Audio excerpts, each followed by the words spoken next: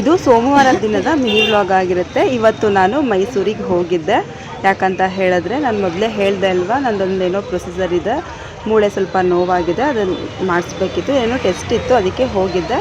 ನಾಳೆ ಇದೆ ನಂದು ಅದು ಪ್ರೊಸೀಜರು. ನಾನು ಮತ್ತು ನನ್ನ ಫ್ರೆಂಡ್ ಹೋಗಿದ್ವಿ. ನಾನು ಯಾವಾಗಲೂ ಅಂದ್ಕೊಳ್ತೀನಿ ಆಸ್ಪತ್ರೆ ಸಹವಾಸ ಬೇಡ ಅಂತ. ಅದೇನೋ ಆಸ್ಪತ್ರೆಗೂ ನನಗೂ ಯಾವ ಜನ್ಮದ ನಂಟೋ ಗೊತ್ತಿಲ್ಲ, ಆಸ್ಪತ್ರೆಗೆ ಆಗಾಗ ಹೋಗಲೇಬೇಕಾಗತ್ತೆ. ಬಸ್ನಲ್ಲಿ ಪೂರ್ತಿ ಖಾಲಿ ಇತ್ತು ಅಂತ ಹೇಳಿ ನಾನು ಬಸ್ನಲ್ಲೇ ಕೂತ್ಕೊಂಡು ಇವತ್ತು ಮಾತಾಡ್ತಾ ಇದ್ದೀನಿ. ಯಾರೂ ಇರಲಿಲ್ಲ, ಅದಕ್ಕೋಸ್ಕರ ಮಾತಾಡ್ತಾ ಇದ್ದೀವಿ. ನಾನು ಮತ್ತು ನನ್ನ ಫ್ರೆಂಡ್ ಮೈಸೂರಿಂದ ಬರುವಷ್ಟರಲ್ಲಿ ಶ್ರೀರಂಗಪಟ್ಟಣದಲ್ಲಿ ಪೂರ ಮಳೆ. ಅವಳು ಸ್ವಲ್ಪ ಹಣ್ಣು ತೊಗೊಂಡ್ಳು, ಯಾಕಂದರೆ ಅವರು ವರಮಹಾಲಕ್ಷ್ಮಿ ಹಬ್ಬ ಮಾಡ್ತಾಳೆ, ಅದಕ್ಕೆ ಹಣ್ಣು ತೊಗೊಂಡ್ಳು.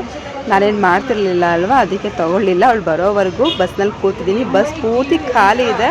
ಗೌರ್ನಮೆಂಟ್ ಬಸ್ಸು ಫ್ರೀ ಆದಮೇಲೆ ಪ್ರೈವೇಟ್ ಬಸ್ಗಳಂತೂ ಪೂರ್ತಿ ಖಾಲಿ ಇರುತ್ತೆ.